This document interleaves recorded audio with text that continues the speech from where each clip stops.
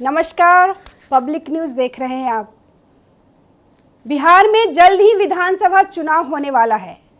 सभी पार्टियों ने तैयारी शुरू कर दी है।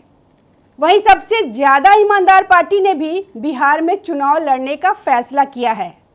जी हाँ, आम आदमी पार्टी ने घोषणा की है कि वो बिहार विधानसभा चुनाव लड़ेगी, वो भी अकेले, यानी किसी से गठबंधन नहीं करेगी।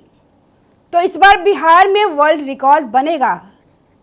मतलब अगर केजरीवाल अपने दम पर अकेले बिहार में चुनाव लड़ेंगे तो ज़्यादातर सीटों पर आपका जमानत जब्त होगा, तो वर्ल्ड रिकॉर्ड तो बनेगा ही ना। इससे पहले हरियाणा, गुजरात, छत्तीसगढ़, गोवा, उत्तराखंड, राजस्थान, उत्तर प्रदेश, हिमाचल प्रदेश में आम आदमी पार्टी ये उपलब्धि हासिल कर चुकी है। मतलब दिल्ली की तरह हर गांव में, हर मोहल्ला में शराब की दुकान खोली जाएगी और घोटाला किया जाएगा और एक पर एक फ्री बिहार को जनता को दिया जाएगा।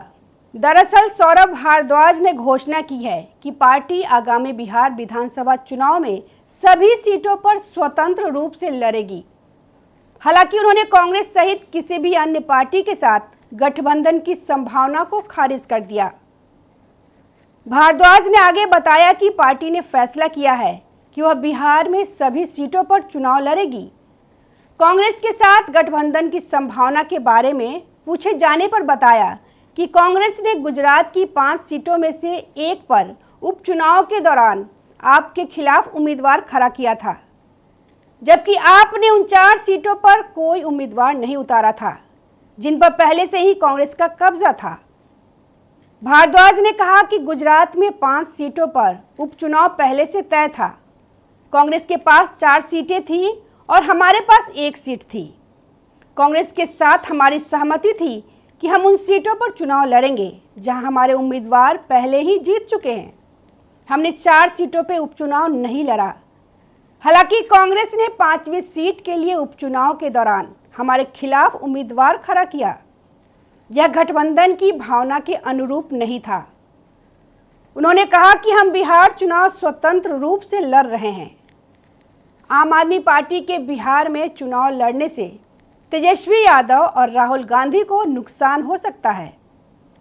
इससे पहले अरविंद केजरीवाल ने हरियाणा और गुजरात में कांग्रेस का नुकसान कर चुकी है और अब जेडीयू और कांग्रेस की खेल बिगाड़ सकती है। भारद्वाज ने कहा कि बिहार के अंदर हम अकेले चुनाव लड़ रहे हैं। सौरभ भारद्वाज ने आगे कहा कि जिस तरह से दिल्ली के अंदर हमारे बिहार के लोगों को रोजगार के खत्म किया जा रहा है और जहां जहां पर भी उनके छोटे छोटे घर थे उनको बुलडोजर से गिराया जा रहा है। कहा जा सकता है कि बिहार के लोगों को बिहार वापस भगाया जा रहा है। अगर भारतीय जनता पार्टी बिहार के लोगों को बिहार वापस भगा सकती है तो बिहार के लोग भारतीय जनता पार्टी को बिहार से भगा सकते हैं। इसके आगे उन्होंने कहा कि भारतीय जनता पार्टी की पॉलिसी झूठ बोलने की है। बार बार इतने झूठ बोलो कि लोग आपके झूठ को सच मानने लगे। भारद्वाज ने कहा कि दिल्ली की मुख्यमंत्री रेखा गुप्ता 31 मई को 100 दिन पूरे होने पर कहती हैं कि एक भी झुग्गी को नहीं तोड़ा जाएगा और अगले ही दिन मद्रासी कैंप में करीब 800 झुग्गियों को तोड़ दिया जाता है। आपको बता दें कि बिहार में विधानसभा की कुल 243 सीटें हैं।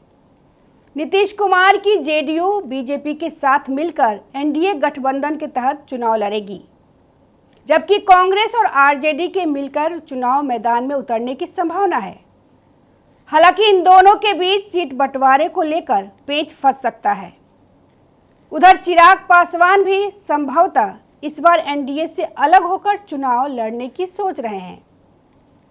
पशुपति पारस भी लालू और कांग्रेस के साथ मिलकर अपनी राष्ट्रीय लोक जनशक्ति पार्टी के कैंडिडेट चुनाव मैदान में उतार सकते हैं। प्रशांत किशोर भी जन स्वराज पार्टी को जन जन तक पहुंचाने में लगे हैं। ऐसे में आम आदमी पार्टी की एंट्री से चुनाव के और दिलचस्प होने की उम्मीद है। नमस्कार। ताज़ा खबरों से जुड़े रहने के लिए हमारे चैनल को सब्सक्राइब करें और बेल आइकन को दबाना ना भूलें ताकि हर खबर की नोटिफिकेशन आपको मिलती रहे।